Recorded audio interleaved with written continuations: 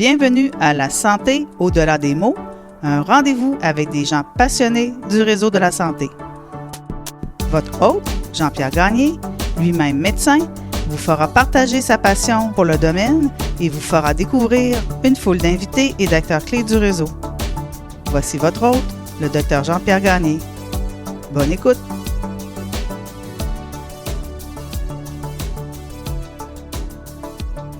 Alors bonjour, je suis Jean-Pierre Gagné et bienvenue à cet épisode du balado La santé au-delà des mots. L'actualité ces jours-ci est occupée presque entièrement par l'invasion de l'Ukraine par la Russie et dans ce contexte, je me suis dit qu'il serait bien de se pencher sur le personnage de Vladimir Poutine. C'est dans cette optique que j'ai invité aujourd'hui Dr Marie-Frédérique Allard, qui est psychiatre. Marie-Frédérique, bonjour. Bonjour. Ça va bien? Ça va très bien, vous? Oui. Est-ce qu'on toi? on y va pour le dessus? On y va pour le dessus. Alors, merci beaucoup parce finalement, on a réalisé qu'on s'était connus fort Quelques longtemps à années, Drummondville. ouais. Un début de carrière. Exact. Alors, je te remercie de te joindre à moi aujourd'hui là, par un samedi après-midi printanier. Donc, on va parler de ta carrière, on va parler de psychiatrie légale, puis on va parler un peu, essayer d'aborder les personnalités ou les troubles de personnalité des dictateurs, psychopathes et autres. Alors, tu es né en 1971, tu es psychiatre, spécialisé en psychiatrie légale. Tu es diplômé en médecine de Sherbrooke, donc de l'Université de Sherbrooke en 1994, diplômé en psychiatrie en 1999. Tu as un certificat ou un fellowship de psychiatrie légale obtenu à Ottawa en 2000, un diplôme qui a ensuite été reconnu par le Collège Royal, si je comprends bien la dynamique, c'est ça? Exactement. Tu es membre du conseil d'administration de l'Association des médecins psychiatres du Québec. Depuis 2001, tu es psychiatre au Centre régional de santé mentale du C3S de l'énergie à Shawinigan. Et tu as également offert des services à l'hôpital Sainte-Croix de Drummondville pendant quelques années en début de carrière. Exactement. Donc, on fait le tour rapidement, là, parce que le but, évidemment, Ben n'est pas de s'attarder uniquement sur ton CV.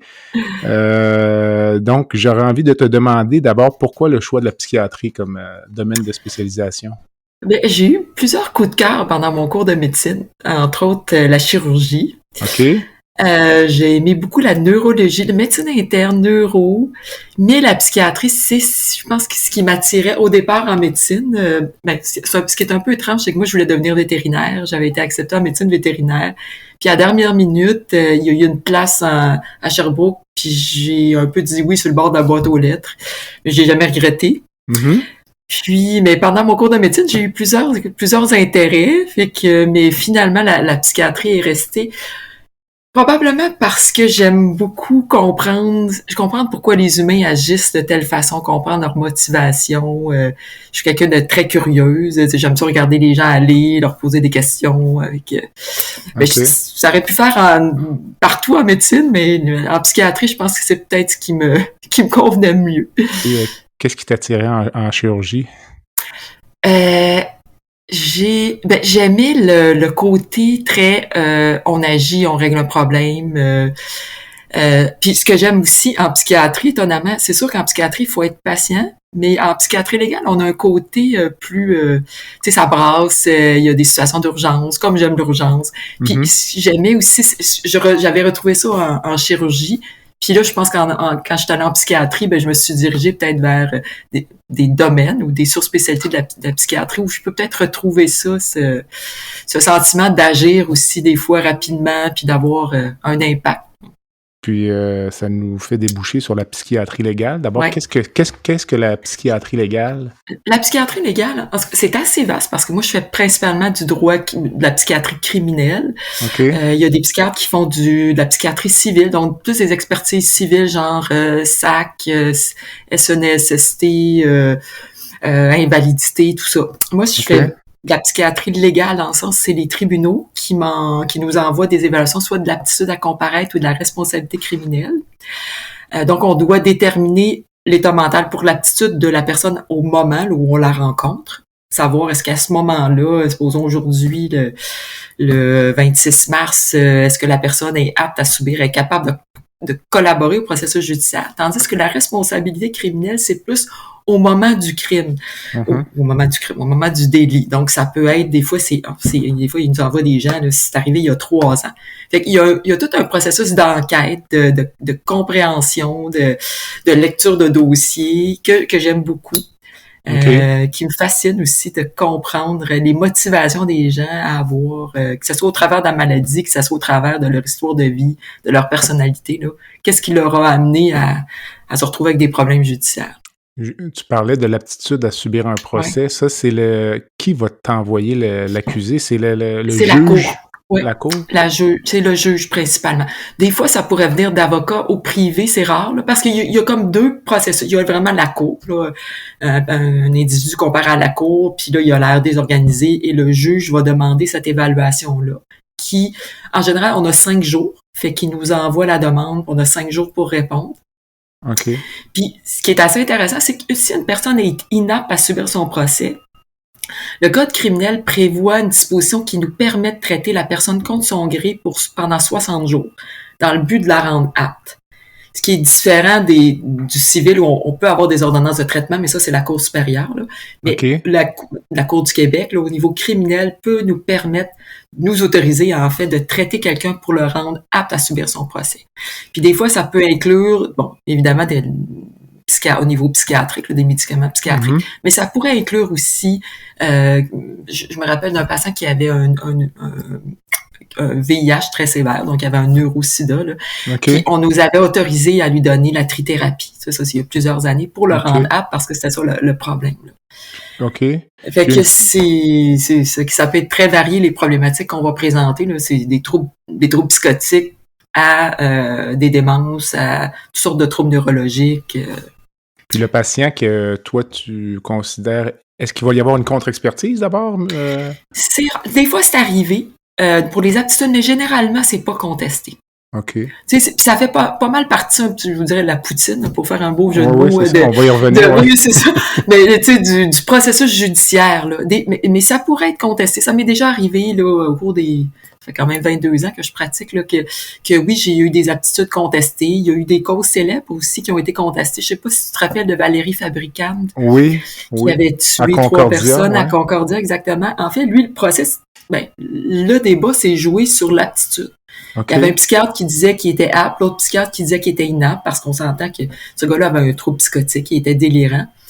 Puis finalement, la Cour a tranché qu'il était apte. Donc, le processus judiciaire a poursuivi. Puis c'est un peu pour ça il s'est retrouvé avec... Bon, lui, je pense qu'il avait probablement congédié son avocat, il s'est défendu tout seul, il a été condamné.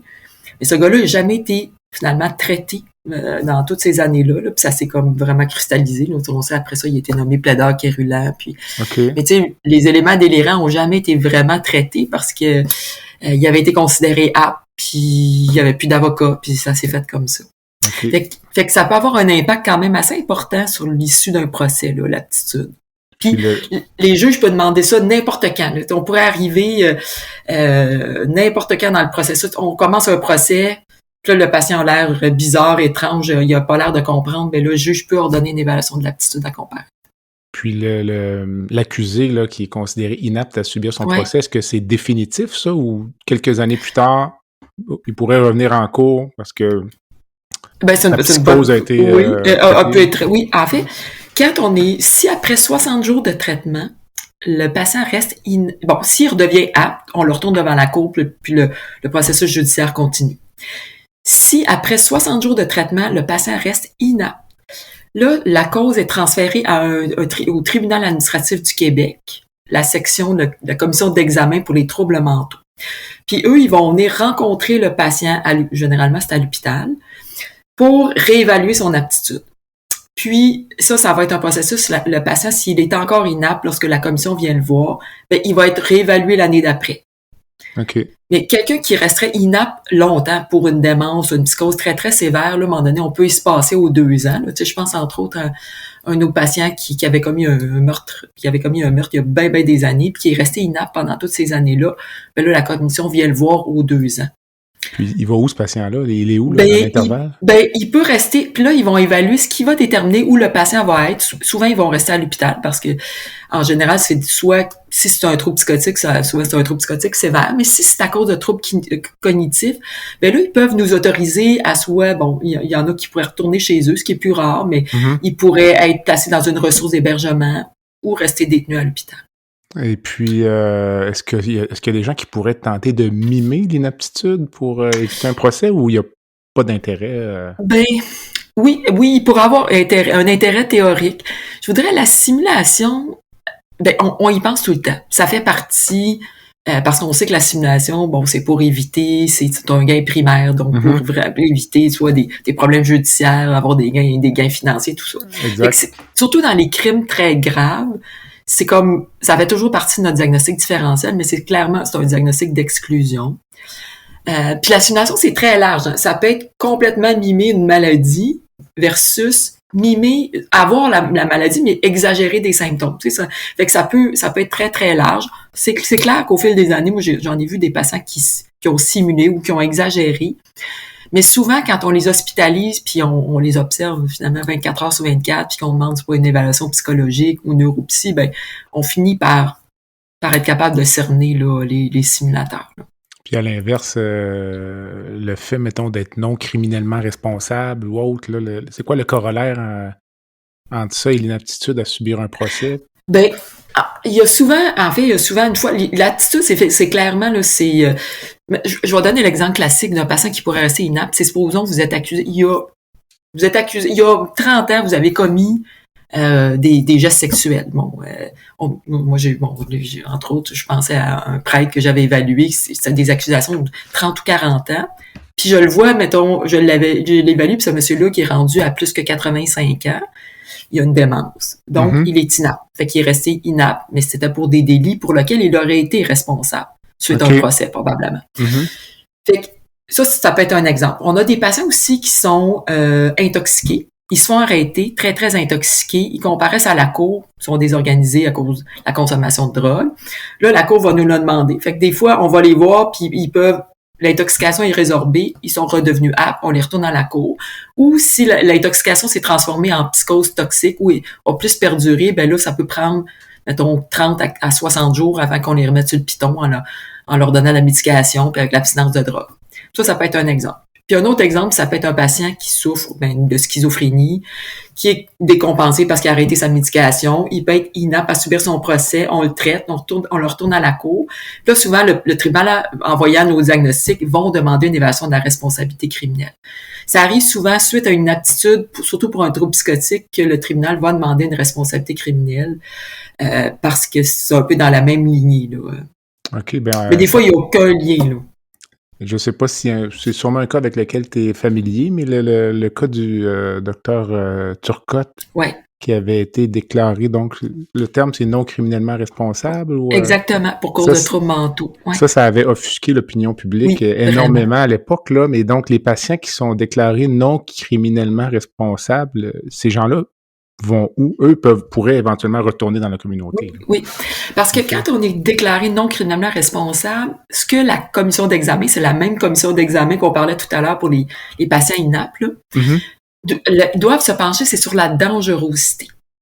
Puis, peu importe qu'on soit d'accord avec le verdict de non-responsabilité, mettons, criminelle pour, mettons, Guy Turcotte, c'est que ce patient-là, même, il y a des patients qui, même si ont commis des délits très, très graves, si on traite la maladie, puis ils redeviennent plus dangereux, là, ils peuvent être libérés avec des conditions pour retourner chez eux. C'est sûr qu'il y a des patients qui, la plupart du temps, quand les gens ont commis des crimes, donc, mettons, si on parle d'un meurtre, d'une tentative de meurtre, ils vont demeurer détenus à l'hôpital, certainement 1 an, 2 ans, des fois plus. Puis ils peuvent avoir parfois des conditions qui leur permettent de sortir d'hôpital, accompagnés ou non.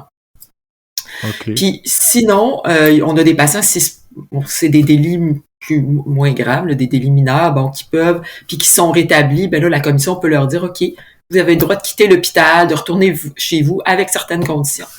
Puis les conditions imposées, la plupart du temps, c'est de demeurer soit dans un emploi approuvé ou désigné par l'hôpital, donc soit l'hôpital décide ou on doit savoir où le patient demeure, de suivre le plan de soins de son médecin traitant. Donc, ça veut dire prendre la médication, venir au rendez-vous, collaborer avec les intervenants, s'abstenir de consommer drogue et alcool, puis drogue incluant le cannabis, se soumettre à des dépistages urinaires de drogue de rue chez les patients qui ont consommateurs pour nous permettre de vérifier ou non s'ils consomment, de garder la paix. Puis le code criminel permet aussi une disposition qui s'appelle une délégation de pouvoir. Fait que si moi j'ai un patient qui a été libéré avec des conditions puis qui est chez eux, puis que là la famille ou les intervenants m'appellent puis ils me disent il va pas bien puis il est dangereux, je peux appeler directement le corps policier avec l'ordonnance que j'ai eue du TAC, du tribunal administratif, pour le ramener à l'hôpital. Fait que ça nous donne vraiment un pouvoir de ramener quelqu'un qui représenterait une dangerosité. Pas juste s'il a brisé ses conditions, là, s'il a fumé du pot une fois puis il est pas dangereux, il est pas décompensé. Je peux pas utiliser ça, mais un patient qui irait mal au point d'être dangereux, je peux le ramener à l'hôpital. Donc, l'individu qui est déclaré non criminellement responsable ne sera jamais complètement libre, hein, c'est ça? Oui. À un moment donné, il va finir par être libéré parce que c'est le même processus. Il va être évalué à chaque année par le TAC. Puis, quand le TAC considère que la personne ne représente plus de dangerosité importante pour la sécurité du public, la personne peut être libérée inconditionnellement. Puis ça veut pas dire qu'il est libéré des soins psychiatriques, mais il va être libéré du TAC. Tu sais, moi, j'ai des patients qui ont commis des meurtres il y a plusieurs années, puis qui ont bien évolué, qui prennent leur médication, qui consomment plus, qui sont revenus des citoyens avec leurs responsabilités. Donc, malgré qu'ils ont commis un délit grave, ben ils ont été libérés du TAC. Puis c'est des patients qui continuent leur suivi. Tu sais, on continue à les voir quand même, mais ils ont plus de contraintes légales. Je comprends que la psychiatrie légale, c'est 100% de ta pratique ou... Non.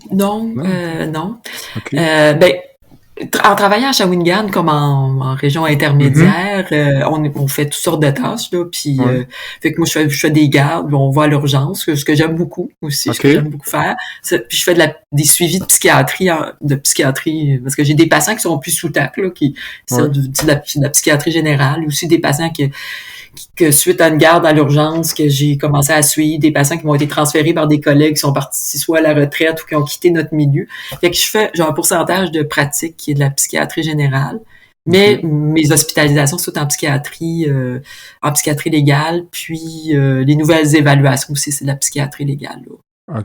Principalement. Puis, donc c'est un volet important ou très important. Oui, de ma pratique. Là, ouais. Je me demandais, la psychiatrie en 2022, là, parce que quelle est la portion de la psychiatrie qui est vraiment de la psychothérapie, de la psychanalyse, là, par rapport à simplement la pharmacopée, là, t'sais. Ouais. Je pense qu'on a vraiment beaucoup plus un rôle très médicus ou très pharmacothérapie, ça reste une grande partie. Puis tu sais, la psychothérapie, c'est quand même très, très large. Hein. Tu sais, moi, je me targue pas d'être une psychothérapeute, mais c'est clair que on appelle ça de la thérapie psychiatrique. Tu sais, je vais faire toutes sortes de choses avec mes patients. Tu sais, je vais faire de la psychoéducation, je vais faire du support. Il y a des patients peut-être plus accessibles ou dépendamment de la problématique qu'on voit, oui, on va utiliser plus des approches psychothérapeutiques. Mais on travaille beaucoup en collaboration avec les psychologues qui vont plus se charger du volet psychothérapie. Ça dépend des besoins des patients. On a des patients qui peuvent être suivis en psychoéducation, en ergothérapie, en psychologie, qui peuvent faire du groupe. C'est très varié. Mais je pense que les psychiatres, on veut pas perdre cette qualité-là ou cette fonction-là de faire de la thérapie. Tu sais, ça fait quand même partie de notre arsenal, puis qu'on y croit, là. Mais tu sais, de dire que je fais de la psychothérapie formelle, moi, je sais que dans ma pratique, j'aurais pas le temps. Tu sais, j'aurais pas le temps, puis j'aurais probablement pas non plus toutes les compétences pour le faire, là. Tu sais. Ben, je dis ça. Mais il faudrait faudrait l'essayer. Ouais, c'est ça. Mais puis j'ai peut-être moi aussi pas d'intérêt, là. Tu sais, c'est pas nécessairement ça non plus. À faire, ouais, c'est ça. Puis, mais il y a des psychiatres qui ont plus une pratique plus en psychothérapie. Puis la psychanalyse, là, si on pense à Freud, tout ça, est-ce que ça existe encore, ça? Oui, ça. Ben, on l'apprend. Je te dirais, des fois, on en parle. Tu sais, des fois, il y a des patients qui nous frappent. Puis ça nous dit, hey, tu sais, c'est un peu comme dans le livre, là, tu sais. Puis on voit encore les théories, mais tu sais, je pense pas que moi j'en ai pas fait non plus dans mes expertises. Je sortais ça à la cour, Je pense que le juge me dirait, OK, docteur, on peut-tu passer à d'autres choses? Ah ouais. Mais des fois, oui, des fois, on rit. Mais je pense que tous les aspects psychodynamiques, dans la psychose, dans les maladies, ça reste c'est important. C'est important qu'on les comprenne. Ça veut pas dire nécessairement qu'on va le dire au patient ou que, tu sais, ça va dépendre de son niveau aussi d'être capable d'accepter ce genre d'interprétation-là. Il y a des patients qu'on peut se permettre de le faire. Il y en a d'autres, on va le garder pour nous autres. On va le comprendre. Mais on va pas nécessairement tout le dire aux patients. Mais ça reste des aspects intéressants, là. Dans tes relations avec les gens, là, est-ce que la psychiatre, est-ce qu'elle est toujours là un peu, là, quand tu parles avec quelqu'un, mettons, là, tu vas rencontrer quelqu'un dans un souper, tu vas sortir, tu vas dire, lui, là, mettons, c'est tel type de personnalité, ou il y a un trouble de personnalité, ou il y a une enfant difficile, ou je ne sais trop, là. Ouais. Ben, en fait, là, je pense que, tu sais, ce qui fait que je suis devenue psychiatre, c'est la personne. Okay. Fait que ça, je peux pas, tu sais, fait que ça reste là, tu sais. J'étais de même avant d'être psychiatre. OK. Là, j'ai plus de connaissances et j'ai plus d'expérience. Fait que oui, ça reste là.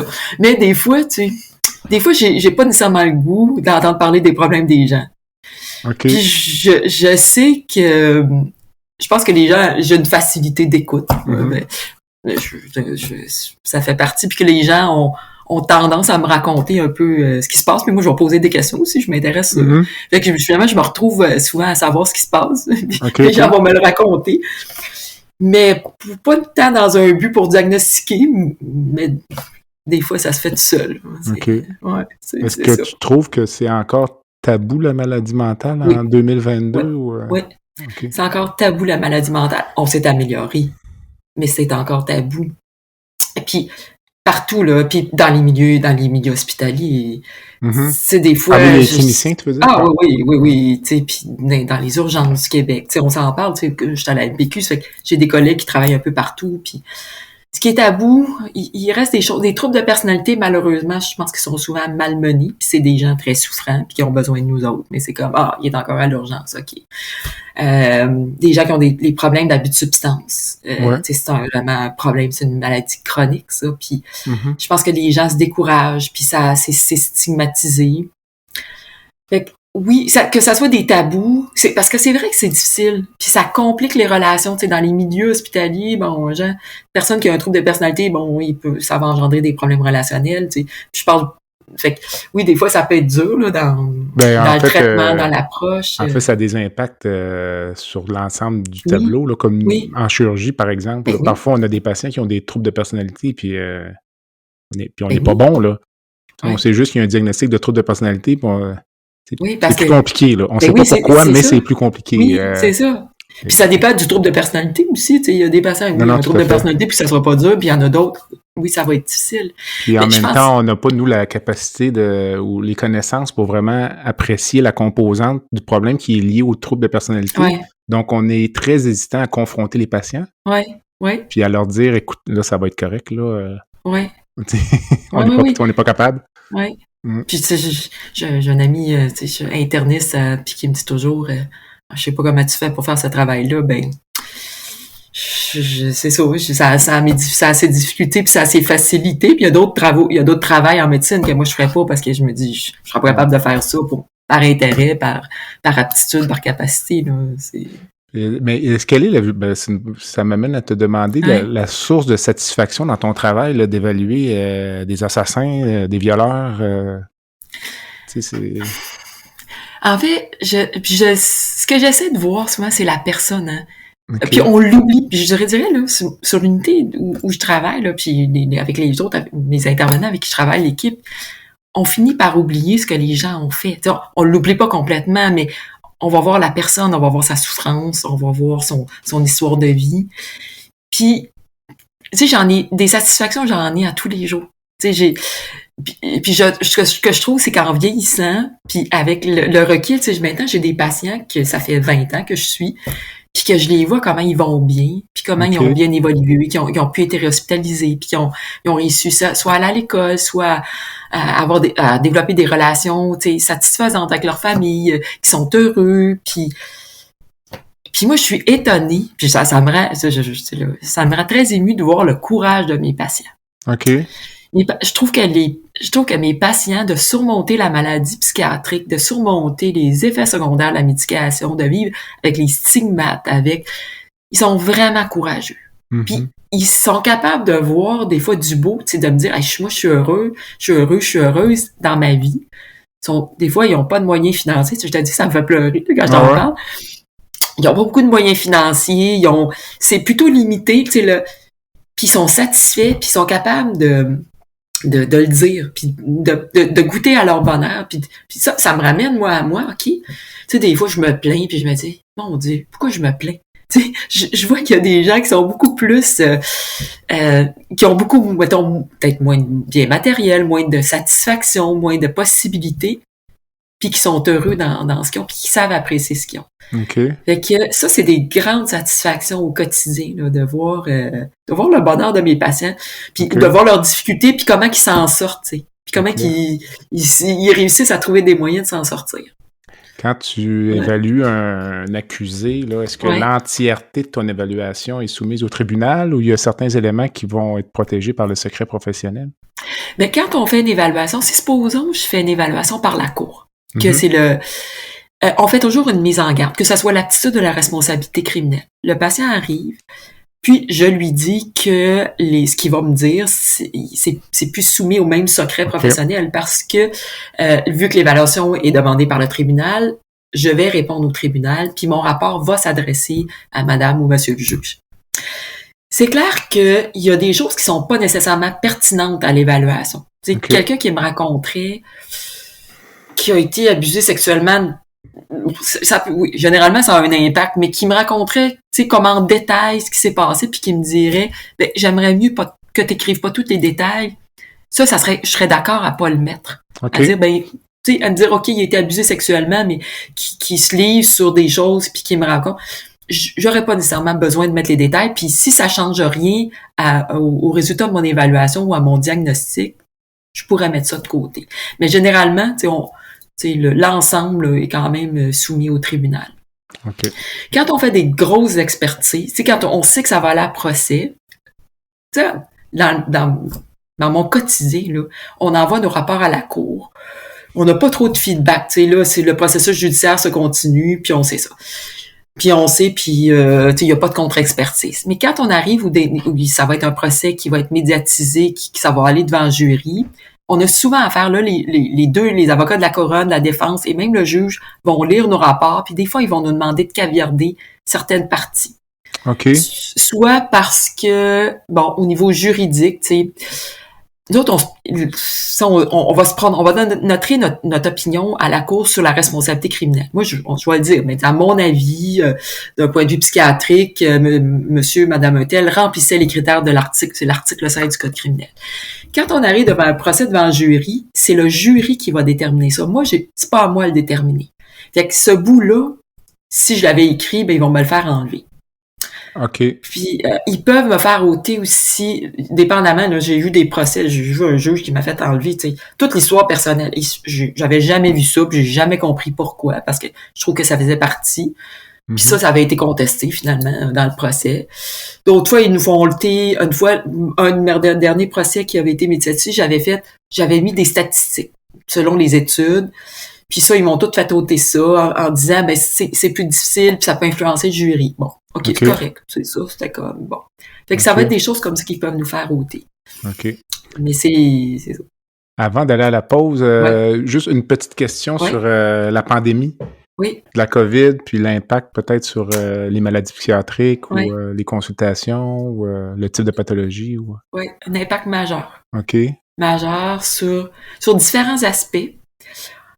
Entre autres, on voit des gens qui, au début, on a vu des gens âgés qui avaient jamais âgés. Tu sais, ma mère serait pas fière de moi là, mais tu sais, mettons des gens qui ont en haut de 70 ans, là, pas nécessairement très âgés. Très jeune, ça aussi, c'est même juste ça, c'est délicat. C'est ça. Mais tu sais, des gens qui avaient jamais vu de psychiatre de leur vie là, tu sais, puis que ils sont retrouvés isolés. Puis ça a créé des dépressions majeures, d'anxiété, des stress. Ça, on a vu ce genre des patients comme ça, des recrudescences ou des gens qui ont rechuté dans la consommation. OK. On a vu des gens qui avaient des troubles cognitifs l'isolement a vraiment fait flamber là, le trouble, les troubles cognitifs. Puis bon, des fois, c'est nous autres qui les voient, des fois, c'est plus les amis, mais à l'urgence, on en voit.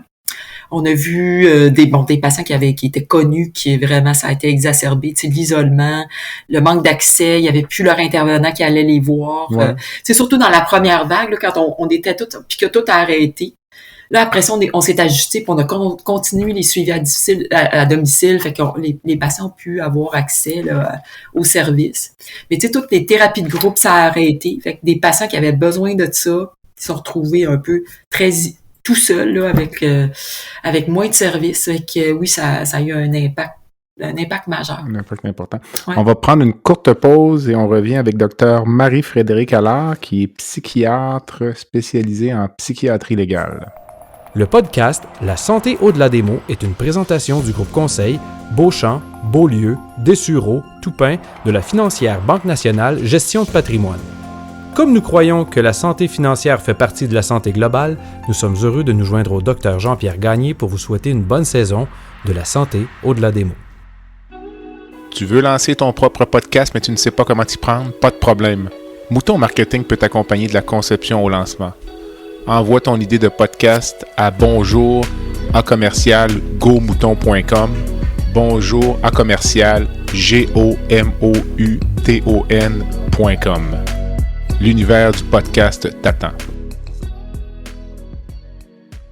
Marie-Frédérique, on va parler un peu des dictateurs puis des personnalités de ces gens-là. Donc, je vais donner quelques définitions, puis tu me diras ce que tu en penses. Il y a sûrement plusieurs sources là, qu'on pourrait trouver pour les définitions, mais un dictateur, on parle d'une personne qui, après s'être emparée du pouvoir, l'exerce sans contrôle. Un tyran, ce serait une personne qui, en ayant le pouvoir suprême, l'exerce de manière absolue et oppressive. Ouais. Un despote, ce serait un souverain qui gouverne avec une autorité arbitraire et absolue. Alors, depuis plusieurs années, mais surtout depuis un mois, on regarde aller Vladimir Poutine, puis on a l'impression qu'il répond aux 3 définitions. Qu'est-ce que tu en penses? J'en pense tout à fait raison. Puis, tu sais, je suis pas une spécialiste En dictateur? Non, pas en dictateur, puis ni en histoire russe, là, même si j'ai toujours un intérêt, mais, tu sais, on regardait, c'est sûr, je suis allée lire un peu plus son histoire, puis c'est que les fois qu'il est qu'il est allé au pouvoir, puis comment ça s'est passé, puis un peu entre les épisodes, puis c'est clair on lit ces définitions-là, puis on le retrouve. Puis c'est difficile, tu sais, de l'extérieur, tu sais, je pense qu'en psychiatrie, on essaie de pas faire de diagnostic quand on n'a pas rencontré la personne. Exact. Mais on reconnaît, tu sais, on peut émettre certaines hypothèses quand on voit cet homme-là, comment il agit, comment il prend ses décisions de façon isolée, peut-être à l'encontre, peut-être de, je sais pas, mais d'autres gens de son parti, de son entourage. Comment il va aussi, en tout cas, il va au mépris là, de la vie des gens. C'est très choquant. Là. Ouais. Les gens disent parfois que, mettons, Poutine est fou. Là, Est-ce que la folie, du point de vue psychiatrique, est-ce que ça existe ou c'est un terme plus littéraire? Oui, c'est un terme plus littéraire, j'aurais dit poétique et tout ça, parce que la folie, c'est quoi la folie? T'sais, il peut avoir une belle folie, de faire une folie, quelque chose de le fun. Il peut avoir la folie qui se tourne plus vers la maladie mentale, de plus avoir de libre arbitre, de perdre ses repères, d'être plus en contact avec la réalité, puis moi, quand mes patients me demandent, ça arrive souvent, les patients me disent où je pensais devenir fou, pensez-vous que je suis fou? Non, vous n'êtes pas fou, vous avez une maladie ou il se passe quelque chose, mais c'est pas de la folie. Est-ce que Poutine est fou? Je pense que Poutine, probablement, peut remplir les critères d'une personnalité narcissique, certainement. OK. En tout cas, il y a certainement, c'est clair qu'il y a des critères. Est-ce que c'est un trouble de personnalité? On sait pas, mais on voit qu'il y a certainement un besoin d'être admiré, un besoin est-ce que c'est un homme qui a de l'empathie? En tout cas, les actions qu'il fait présentement ne demandent pas beaucoup d'empathie. Est-ce qu'il va au mépris de la sécurité des autres? Est-ce qu'au mépris de ce que les autres peuvent penser? C'est clair que oui. Puis tu sais, ça nous amène, tu sais, on a eu ces discussions-là des fois, puis on pensait, est-ce que la psychopathie, parce qu'on a parlé beaucoup d'Hitler, hein, puis de faire le parallèle aussi entre Poutine et Hitler.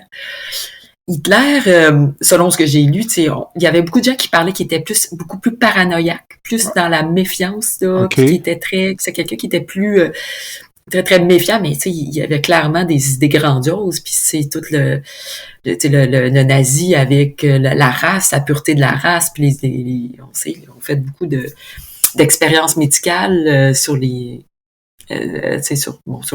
pour essayer d'épurer la race et tout ça, là. Fait qu'il y avait comme une espèce de il y avait certainement aussi lui aussi des traits narcissiques, là, ça c'est clair, là.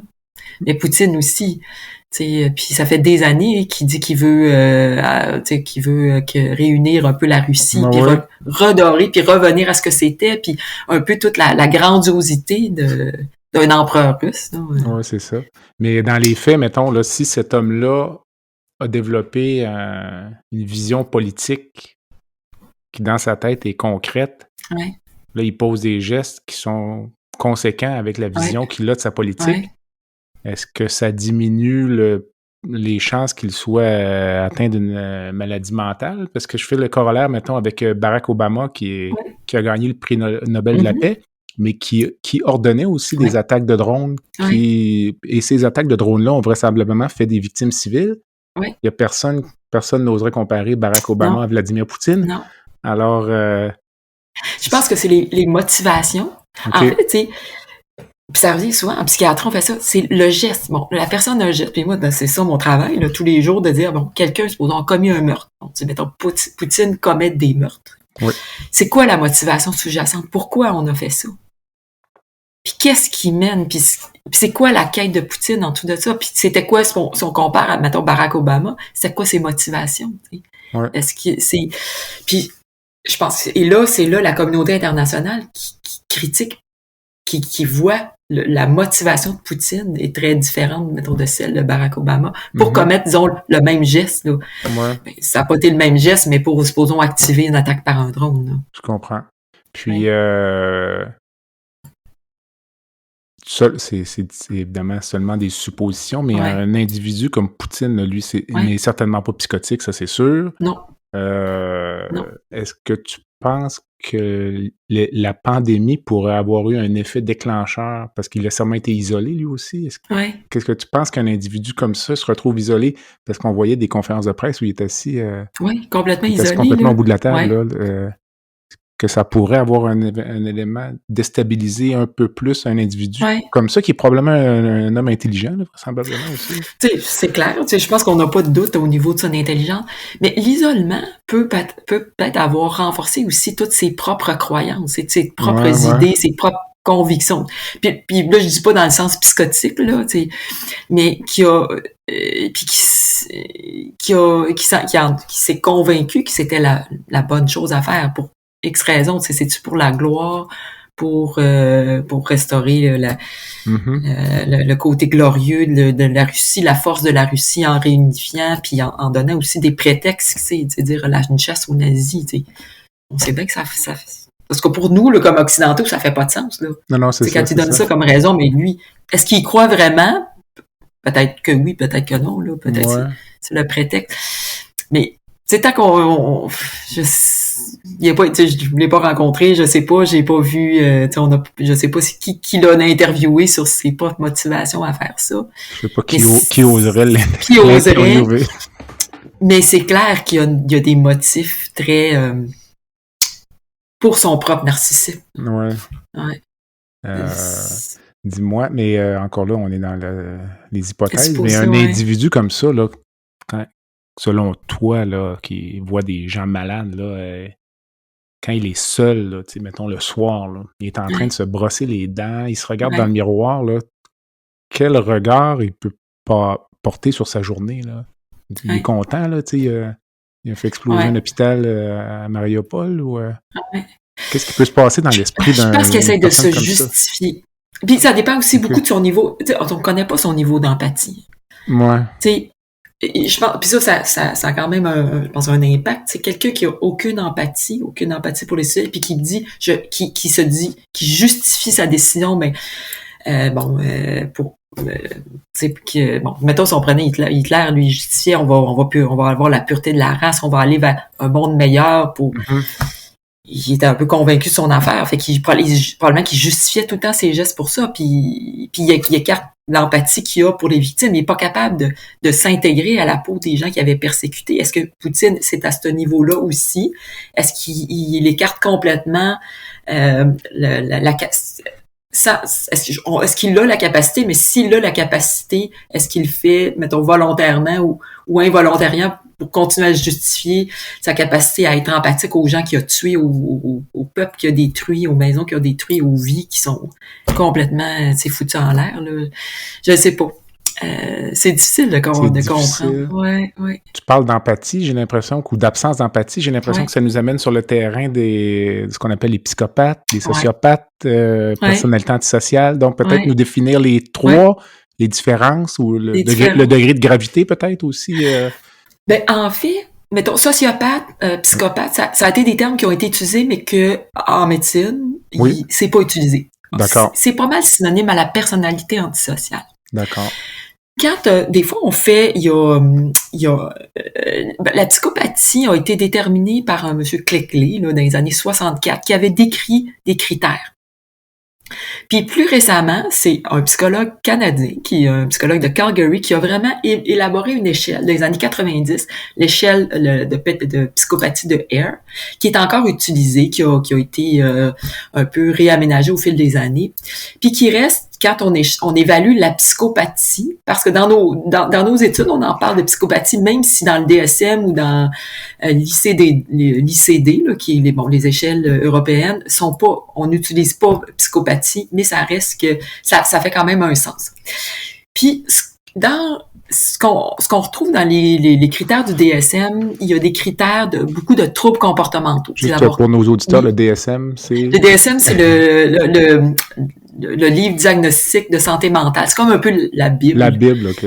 Qui a défini les critères de tous les troubles mentaux. Puis ça a évolué au fil des années. Si on parle dans le DSM-3, je donne un exemple, l'homosexualité était encore considérée comme une maladie. Évidemment, dans le DSM-5, l'homosexualité n'est plus une maladie. Parce qu'on sait bien que c'est pas une maladie. Fait que ça a évolué avec l'évolution de la société, avec nos connaissances. Puis le DSM nous permet d'établir des critères diagnostiques qui vont être très utiles à la recherche. Pour que lorsqu'on fait une recherche, on puisse s'entendre sur nos critères, soit dans la dépression majeure, dans la schizophrénie, dans les troubles de personnalité, les troubles anxieux. Fait qu'on a c'est ce qui nous aide à définir nos critères, à poser des diagnostics. OK. Donc, dans le DSM-5, on parle, nous, de troubles de personnalité antisociale. OK. Puis, il y a des critères on peut pas poser ce diagnostic-là avant l'âge de 18 ans, mais ça inclut que la personne, pour avoir le diagnostic, a commencé à avoir des troubles de comportement avant l'âge de 15 ans. On parle de soit d'un trouble d'opposition, un trouble de provocation, des troubles de comportement avec différents critères avant l'âge de 15 ans. Fait que c'est souvent ça, tu sais, on se dit, mettons Poutine. Ce que j'ai lu quand même de Poutine, ça a la valeur que ça a la valeur dans Wikipédia, mais il disait que c'était un enfant qui était quand même bagarreur et qui avait des troubles de comportement très jeunes. Okay. Puis après ça, il y avait un professeur qui l'avait influencé, puis qui est plus rentré dans l'ordre, puis qui s'est mis à s'intéresser aux arts, puis qu'il est retourné à ses études et tout ça. Mais il y avait quand même, il y avait quand même des troubles de comportement très jeunes, là, plus jeunes. Mais dans la personnalité antisociale, il faut avoir ce genre de critères-là. Alors, ce serait quoi les critères là, du DSM-5 quand on parle de personnalité antisociale? Il s'agit la définition claire du DSM, c'est un mode général de mépris et de transgression des droits d'autrui qui survient depuis l'âge de 15 ans, comme en témoignent au moins 3 des manifestations suivantes. Donc, incapacité de se conformer aux normes sociales qui déterminent les comportements légaux, comme l'indique la répétition de comportements passifs d'arrestation. Tendance à tromper par profit ou par plaisir, indiqué par des mensonges répétés, l'utilisation de pseudonymes ou des escroqueries. impulsivité ou incapacité à planifier à l'avance, irritabilité ou agressivité indiquée par la répétition de bagarres ou d'agressions, mépris inconsidéré pour sa sécurité ou celle d'autrui, irresponsabilité persistante indiquée par l'incapacité répétée d'assumer un emploi stable ou d'honorer les obligations financières, absence de remords indiquée par le fait d'être indifférent ou se justifier après avoir blessé, maltraité ou volé autrui, âge au moins de 18 ans, manifestation d'un trouble des conduites débutant avant l'âge de 15 ans. Donc, quand je parlais tout à l'heure, il faut un trouble des conduites avant l'âge de 15 ans. Puis ensuite, rencontrer ces critères-là. Il faut pas toutes les avoir. Là. Ça peut être 3. Ça en prend combien? Seulement 3? Ça en prend 3. Ça veut dire que on peut avoir une personnalité antisociale et ne jamais avoir eu de problème judiciaire.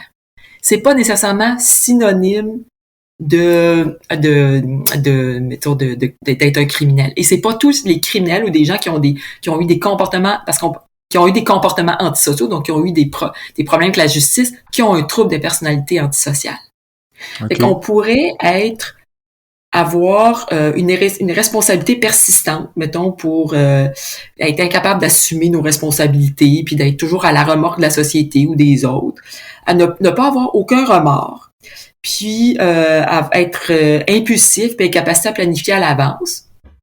Donc, à remplir les 3 critères pour une personnalité antisociale, mais ça veut pas dire qu'on a nécessairement eu des comportements antisociaux, c'est qu'on a eu des problèmes légaux. Fait que ça peut être les deux. Ouais. Quand j'écoute les critères comme tu les élabores, j'ai l'impression que certains critères sont comme plus importants que d'autres, mais dans les faits, ils sont tous égaux, là. Ouais, ils sont tous égaux. Ils sont tous égaux. Mais je te dirais, c'est que c'est ce qu'on va voir, tu sais, nos personnalités antisociales. Moi, quand j'ai des patients que je vais poser un diagnostic de personnalité antisociale, ben la première, c'est l'incapacité à se conformer aux normes sociales.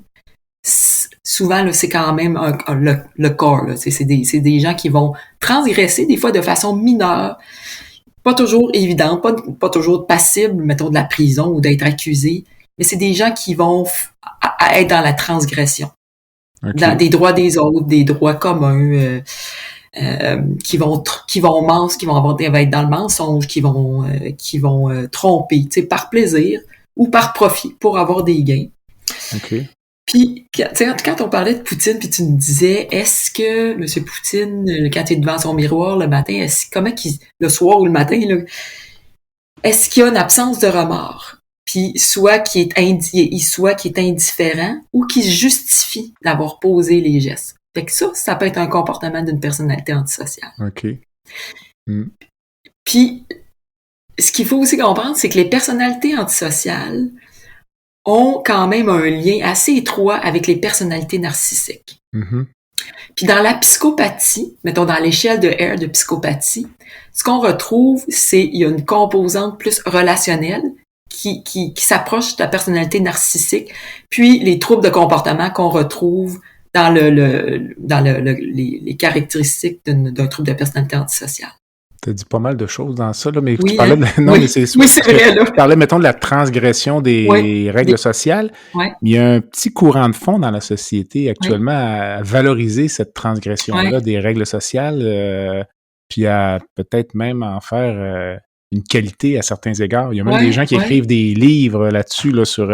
il y a un livre dont le titre anglais, ça s'intitule...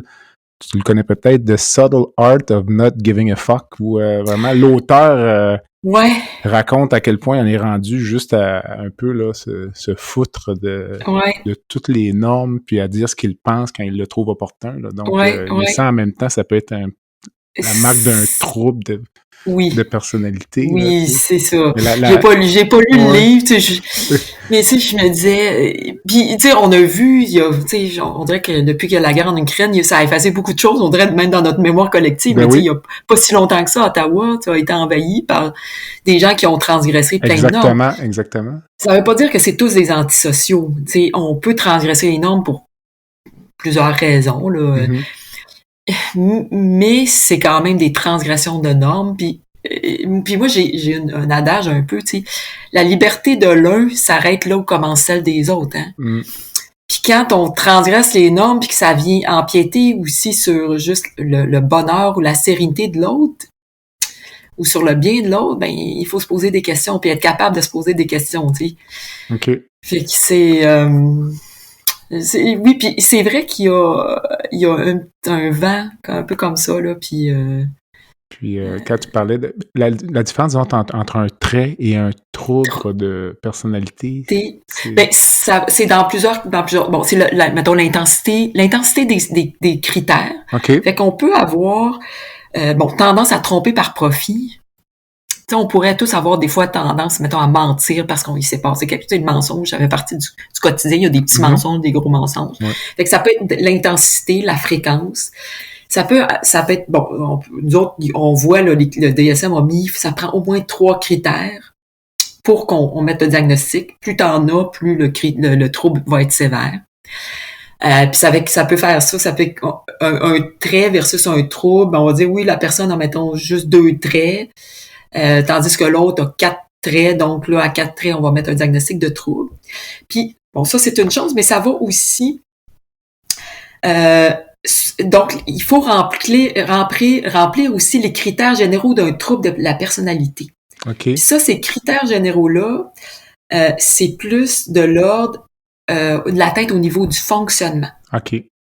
Fait que c'est ça la différence. Quand il y a une atteinte au niveau du fonctionnement, que ce soit au niveau du travail, des relations interpersonnelles, au niveau familial, mais c'est là qu'on va arriver à un diagnostic de trouble de personnalité. Tu as parlé à plusieurs reprises là, de narcissisme dans le cas de Poutine. On a l'impression que la majorité de ces dictateurs-là sont narcissiques, mais dans les faits, probablement que nos dirigeants élus démocratiquement le sont aussi. Oui. Puis, dans les faits, je te dirais qu'il y a une bonne majorité de mes collègues, notamment en chirurgie aussi, qui ont des traits narcissiques. Là, Puis en fait, j'ai déjà lu même des citations, on disait que c'était quasiment comme un critère. Là. Non, peut-être pas un critère de sélection, mais à certains égards, une certaine qualité d'avoir certains traits narcissiques parce que ça donne peut-être l'assurance de poser des gestes en dedans de quelques secondes, de ne pas se remettre en question. Alors, c'est quoi ta vision de ça? Là? Donc, toi, tu côtoies des collègues narcissiques? Là, oui.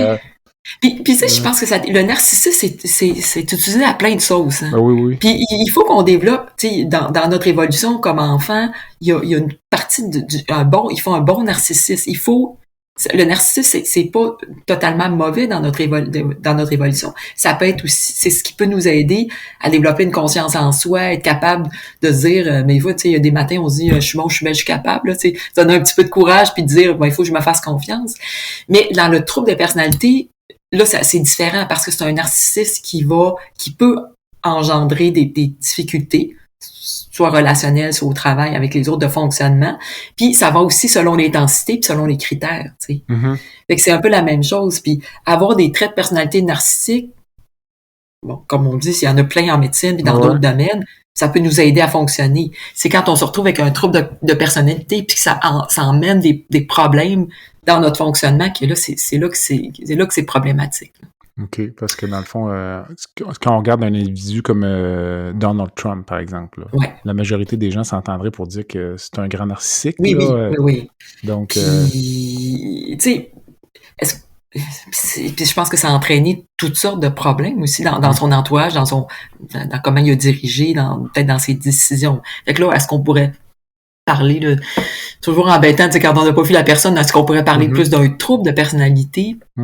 Ça se pourrait, là, plus que des traits de d'autres dirigeants qui ont probablement des traits, là.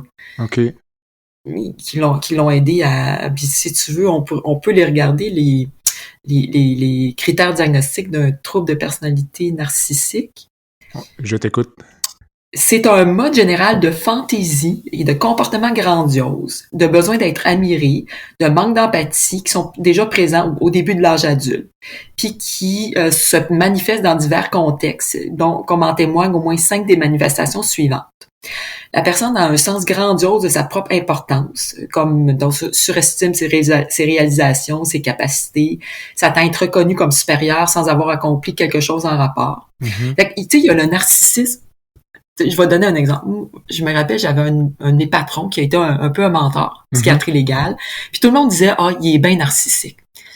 Mais en même temps, moi, des fois, je disais, ouais, mais il peut avoir ses raisons d'être narcissique, dans le sens que c'est un homme qui était d'une intelligence vraiment, tu sais, au-dessus de la moyenne, qui était, d'après moi, un très bon clinicien, un bon psychiatre, qui avait fait avancer beaucoup la psychiatrie légale au Canada, qui avait été impliqué dans plein de procès médiatisés, qui est pour moi, qui a été un bon patron, là, avec qui j'ai pu progresser.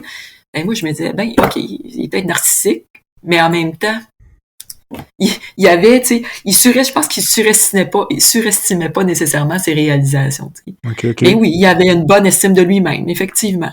Puis je gênais pas pour en parler. Bon. C'est ça. L'autre critère, le deuxième critère, c'est être absorbé par des fantaisies de succès illimité, de pouvoir, de splendeur, de beauté ou d'amour idéal. Pense être spéciale et unique et ne pouvoir être admise ou être comprise que par des institutions, des gens spéciaux et de haut niveau. A un besoin excessif d'être admiré. Pense que tout lui est dû. S'attend sans raison à bénéficier d'un traitement particulièrement favorable et que ses désirs soient automatiquement satisfaits. Exploite l'autre dans ses relations interpersonnelles, utilise autrui pour parvenir à ses fins. Manque d'empathie, n'est pas disposé à reconnaître ou à partager les sentiments et les besoins d'autrui. Envie souvent les refus et croit que les autres l'envient. Il fait preuve d'attitude et de comportement arrogant et hautain. Et ça, pour avoir un diagnostic de trouble de personnalité, il faut en avoir 5. Ah, ok, c'est plus difficile. C'est plus compliqué d'être narcissique que psychopathe. Oui, exactement. Et d'avoir le diagnostic, d'être antisocial. Et d'avoir les critères. Tu sais, un besoin excessif d'être admiré. Tu sais. Et je te dirais, il y a différents types de narcissiques aussi. Okay. Il y a la catégorie mais ça, c'est pas dans le DSM, mais on sait que on parle des fois des narcissiques. Ça, c'est les narcissiques plus flamboyants. Puis il y a les narcissiques qu'on appelle évitants. Okay. Et je pense qu'en médecine, on retrouve plus des narcissiques évitants. Dans le sens, c'est des gens qui vont faire beaucoup. Ils ont un grand besoin de plaire. Puis qui vont être prêts à faire, mettons, qui veulent faire des gestes héroïques pour plaire, pour être admirés, pour être reconnus. Puis ils peuvent aussi des fois être un peu plus méfiants ou un peu moins, plus même évitants parce qu'ils aiment pas beaucoup la critique, parce que ça brise ça pourrait blesser leur narcissisme. Là. Fait que ça, c'est un type différent de narcissisme, là, mais tu sais, en médecine, je pense on va là-dedans, on veut réussir, on a un côté sauveur, on voudrait sauver nos patients. C'est un peu ce qui nous nourrit aussi d'être reconnus, que nos patients aient bien puis qu'ils le reconnaissent. Hein, puis je pense que c'est peu importe ce qu'on fait, comme on a besoin de ça. Ben, je sais pas besoin, mais ça nous fait du bien. Là. Exactement. Ouais. Cela étant dit, dans ton domaine en psychiatrie, j'imagine que c'est rare que tu sois assise au restaurant puis qu'un patient arrive puis dise c'est ma psychiatre est là. Ouais, alors, des fois. Mais pas mal moins souvent, oui. Je pense que si j'étais chirurgienne. Là. Ça arriverait. Ouais, puis c'est rare que le patient va dire, vous m'avez sauvé la vie. T'sais, c'est pas dans le même registre, non.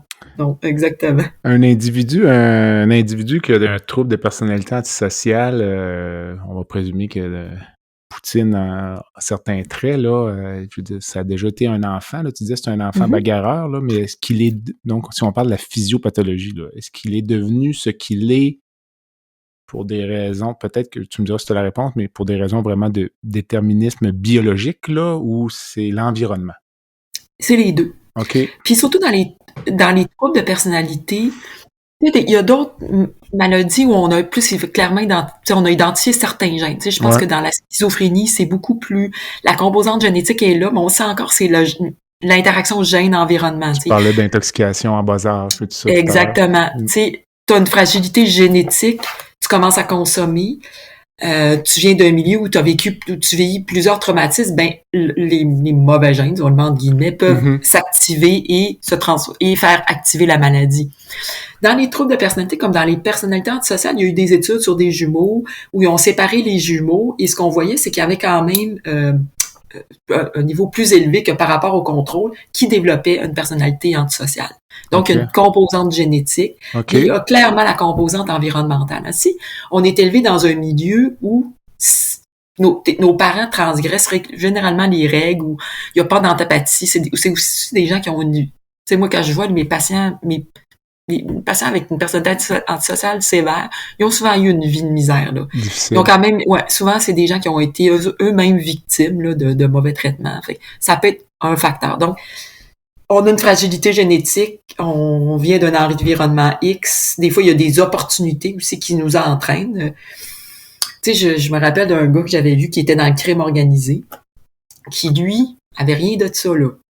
Puis qui, pourtant, s'est retrouvé dans les motards à commettre des délits graves. Et c'était pas une personnalité nécessairement antisociale, mais il a développé des comportements antisociaux. Puis ça a été un contexte de vie, là, puis après l'âge de, mettons, dans le début vingtaine. Puis il s'est retrouvé pris là-dedans. Fait que oui, si on pouvait dire c'est un antisocial, mais en fait, il y avait pas la personnalité antisociale, il y avait les comportements antisociaux, ce qui est très différent. Un individu qui a une personnalité antisociale là, qui le pousse à commettre des crimes, est-ce qu'il a un certain niveau d'autocritique par rapport à son comportement ou c'est complètement... Il y en a, puis il y en a d'autres que non. Okay. Je pense que ça va dépendre du degré. C'est vraiment un continuum. Puis on a pensé aussi, tu sais, si on revient à la psychopathie, que c'est un continuum. Parce que dans la psychopathie, il y a des volets. Si on prenait, tu sais, si on prenait, mettons, l'échelle de Hare, il va dans l'échelle de Hare, il va aller regarder des comportements comme, parce que c'est sur cette échelle-là, il y a 20 questions. Okay. L'évaluateur doit regarder 20 questions, c'est coté 0, 1, 2. Ça, c'est une échelle qui vise seulement à évaluer la personnalité antisociale ou... Qui vise à évaluer la psychopathie. La psychopathie, OK. La psychopathie, tu sais, qui est, bon, c'est souvent les gens qui ont diagnostic de psychopathie ont aussi une personnalité antisociale. Okay. Mais, puis dans cette échelle-là, on l'utilise dans l'évaluation du risque puis de la dangerosité. C'est vraiment une échelle qui est reconnue. OK. Puis c'est une entrevue semi-structurée, donc on pose des questions un peu plus spécifiques, plus dirigées aux patients. Puis pour avoir un diagnostic de psychopathe ou de psychopathie, ça prend un score de 30 sur 40. Okay. Puis cette échelle-là, elle a été validée dans une population, quand même une grande population, avec des gens dans la population carcérale. Puis en bas de 20, il n'y a pas de psychopathie. Puis entre 20 et 30, on est dans une zone grise, là. Okay. Puis en 20 et 30, souvent, ils vont quand même remplir les critères de personnalité antisociale. Okay. Mais tu vois, dans cette échelle-là, si je te lis les items, il y a la loquacité et le champ superficiel. Donc, c'est des gens qui peuvent, qui sont au niveau relationnel, qui peuvent être bons. Ils vont avoir une surestimation de soi, besoin de stimulation et de tendance à s'ennuyer, tendance au mensonge pathologique, duperie, manipulation, absence de remords ou de culpabilité, affect superficiel, insensibilité, manque d'empathie, tendance au parasitisme, faible maîtrise de soi, promiscuité sexuelle, apparition précoce de problèmes de comportement, incapacité à planifier à long terme et de façon réaliste, impulsivité, irresponsabilité, incapacité d'assumer la responsabilité de ses faits et gestes, nombreuses cohabitations et de courte durée, délinquance juvénile, violation des conditions de libération conditionnelle et diversité des types de délits commis par le sujet. Fait que tu vois, c'est très divers. Hein? Il y a des critères qu'on a vus tout à l'heure dans la personnalité antisociale, l'irresponsabilité, la délinquance juvénile, mettons, l'impulsivité, le manque d'empathie, tout ça. Mais ils ont raffiné plus de critères, plus au niveau de la relation, donc le charme superficiel, la surestimation de soi, duperie, manipulation. OK. Fait que cette échelle-là, elle est utilisée, puis c'est ça qui nous permet de poser un diagnostic de psychopathie, mais qui est, comme j'expliquais tout à l'heure, c'est pas un diagnostic qui est médical. Tu sais, on met le diagnostic de trouble de personnalité antisociale. OK. Peut-être en guise de dernière question là, sur ce tronc là, de commun ou ce pan d'entrevue, est-ce qu'il y aurait des traits communs, disons, entre un individu comme Vladimir Poutine, un tueur à gages, un homme qui tue sa femme lors d'une dispute conjugale, puis un assassin comme Luca Rocco Magnotta? Est-ce qu'il y a des choses communes ou pour une psychiatre légale comme toi, c'est des dossiers complètement différents? Ben, Ben, ça revient un peu à tout à l'heure. Tu vois, OK. le résultat est le même. Ben, le résultat, tu sais, Poutine, c'est des milliers Là de où les personnes. résultats, ouais, c'est Là ça. où les résultats, tu sais, mettons, si on prend un dictateur, ça va être, bon, mais mettons, d'enlever la vie à une personne, Mhm. tu sais, les motivations et mettons, l'évolution qui va nous amener là ça peut être très différent, tu sais. Si on Ouais. parle, mettons, si on parlait, mettons, un dictateur et un tueur à gages, je pense que clairement, ce qu'on peut retrouver, ça va être le manque d'empathie, Oui. le mépris pour la sécurité, pour le droit à la vie des autres. On pourrait avoir d'autres critères de personnalité antisociale. Un homme qui tue sa femme pourrait n'avoir aucun critère de personnalité antisociale ou même de personnalité narcissique. Ça pourrait être dans une psychose, ça pourrait être dans un moment d'intoxication aiguë, dans une dispute où il perd complètement les pédales, mais qu'il n'y avait pas, mettons, nécessairement de violence conjugale. Tu sais, ça dépend de l'histoire en dessous de ça. Mm-hmm. Puis, bon, Magnotta, ça, c'est une autre histoire. Moi, j'ai évalué Rocco Magnotta. Okay. Puis pour moi, puis on était deux experts dans cette histoire-là pour la défense. Il y avait un expert pour la couronne qui a pas réévalué M. Magnotta, là, qui l'a jamais rencontré. Okay. Fait que tant qu'à nous, c'est un gars qui avait une maladie psychiatrique claire, établie de longue date, qui avait une schizophrénie. C'était connu là, depuis longtemps, suivi et tout ça. Oui, il y avait une personnalité, on dit de groupe B dans le sens parce qu'il y avait des traits limites, il y avait des traits narcissiques, il y avait eu mais peu de comportements antisociaux. Peu. Okay. C'était pas un antisocial, là. On pouvait pas dire qu'il remplissait les critères de la personnalité antisociale. Okay. Puis, d'après moi, ça c'est mon expertise à moi, il a commis le délit dans un contexte de psychose. OK. Et c'est ça. Fait que là, ça a été tout ça le débat de ce procès-là. Hein. Okay. Est-ce qu'il était malade? Dr. Roy et moi, on disait oui, il était malade. Et oui, c'était dans un délire. Puis j'ai Jean Bernard qui n'avait pas vu le patient, ben, il lui a dit, ben non, c'est de la psychopathie ou c'est un trouble de personnalité. OK, donc toi, dans ton opinion, il aurait dû être reconnu non criminellement responsable. Oui. Ah. Honnêtement, on savait que ça passerait jamais, ce verdict-là. On le savait.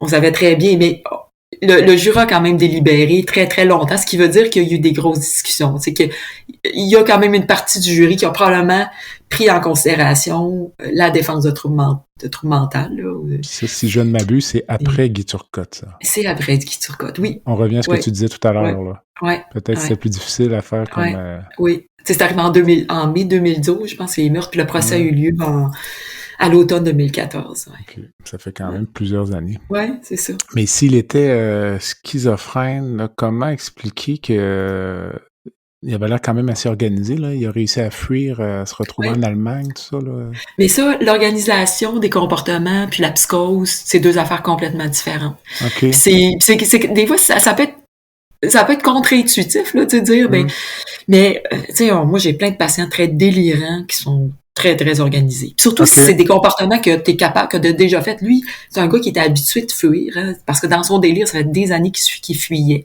Un gars qui était facile à chercher qui avait facilité à chercher sur Internet. Il avait prévu déjà de partir en Europe. Fait que c'était avant le meurtre, là. C'était déjà prévu. Ça faisait partie de son délire, entre autres, parce qu'il pensait, lui, en partie dans son délire, il pensait qu'il était poursuivi par le gouvernement parce qu'il avait fait des recherches sur des espions. Puis pourquoi qu'il a envoyé de façon plus désorganisée là, des partis aux membres politiques de corps, c'était pour faire peur au gouvernement en disant je vais faire peur puis ils vont arrêter de me pourchasser. OK. Fait que, puis il y a eu une sorte d'incongruité dans ces comportements qui sont reliés à la psychose, parce qu'il savait qu'il y avait des caméras, fait qu'il savait qu'il était filmé quand il a descendu les vidanges, il se promenait impunément là, devant les caméras, ça, il n'y avait pas de trouble. Quand il a mis les sacs à la rue, il savait qu'il pouvait se faire prendre et rester avec le corps pendant des semaines, pas pendant des semaines, mais pendant quelques jours. Il n'y avait pas tant une crainte de se faire attraper. C'est plus, il a commencé à réaliser ça quand il est arrivé en Allemagne, en tout cas. Ça serait long, non, ben on pourra en faire un deuxième épisode. Oui, c'est ça. Mais quand même. Fait qu'il y a eu un gros débat, puis c'est ça. Mais juste pour retenir, c'est que la désorganisation n'est pas nécessairement incompatible avec la psychose. Okay. Pas du tout. Ah, ben c'est intéressant. Ouais. Alors, ça conclut le segment principal de l'entrevue. Il y a une portion un peu plus ludique, là, donc, à ce balado, où j'appelle ça la section baguette magique, là, mais je te donne une baguette magique et je te permets de changer une chose dans le système de santé instantanément. Ce serait quoi? L'accessibilité aux soins. C'est bien. Ouais, ça serait ton choix. Oui, ça serait mon choix. Ben là, avec la baguette magique, tous les moyens seraient bons. Ouais, c'est bon. Mais ça serait l'accessibilité. Ouais. Puis si je reprends la baguette et je te permets de rencontrer une personne dans le monde, qu'elle soit vivante ou décédée, pour un café ou prendre un verre, ce serait qui? Spontanément, là, quand j'ai pensé à ça, c'était Agatha Christie. OK. Parce que j'ai été une de ses fans. J'ai tout lu ses livres. Au primaire, là, j'ai tout lu. Puis j'étais fascinée par le mobile. Moi, c'était ça. Un bon polar, c'est un bon mobile. Mais sinon, s'il n'y a pas de bonne raison pour commettre un meurtre, ben pour moi, ça fait pas de sens. Ça rejoint ton choix de carrière. Oui, c'est que j'aurais aimé la rencontrer pour discuter de tout ça. Ouais. Excellent choix. Une cause qui te tient à cœur, une fondation, un organisme que tu aimerais nous présenter? Je pense que tout ce qui est santé mentale, ça c'est clair, mais plus personnellement, mon père a été atteint de la maladie de Parkinson. Okay. Puis même mes deux parents ont été présidents de l'association Parkinson en Estrie. On était impliqués comme famille là-dedans. Fait que ça m'a, je pense que c'est une cause qui me rejoint parce que c'est une maladie neurologique dégénérative qui entraîne tellement de conséquences, des conséquences psychiatriques aussi. Fait que ça serait une cause comme importante. La maladie de Parkinson. Ouais, la maladie de Parkinson. Avant de nous quitter, aurais-tu un dernier conseil ou une dernière pensée pour les auditeurs? Je vous dirais, dans cette période qui a été très difficile, de prendre soin des autres et de prendre soin de soi. Okay. Puis dans nos relations, d'essayer d'avoir du plaisir dans les relations qu'on a avec les autres parce qu'on s'est rendu compte, moi je trouve la pandémie, ça m'a fait remarquer comment c'est fragile, hein, puis comment on a besoin des autres, puis comment ça nous nourrit d'être avec les gens qu'on aime. Fait que je pense que ça serait ça, de profiter d'être avec les gens que vous aimez.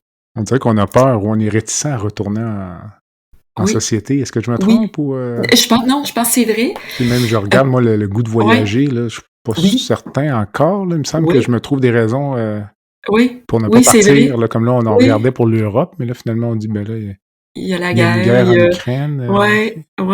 Oui, je pense qu'on a peur. C'est drôle. On a parlé de ma mère va avoir 80, puis on se disait on voyage tout ensemble. Elle me disait on n'ira pas en Europe. On sent que c'est plus compliqué. Ça va revenir. Mais je pense que oui.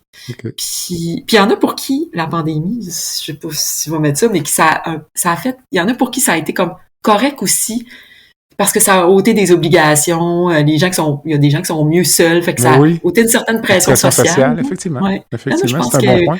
Le télétravail, il y en a pour qui ça a vraiment amélioré leur qualité de vie. Mm-hmm. C'est vrai. Fait que je pense qu'on va tirer. J'espère qu'on va tirer du bon. Nous autres, en psychiatrie, la télémédecine, puis je pense en médecine en général, on a été forcés d'accélérer ça, puis ça a du bon. Exactement. En tout cas, fait que je pense qu'il va falloir tirer le positif de cette situation-là.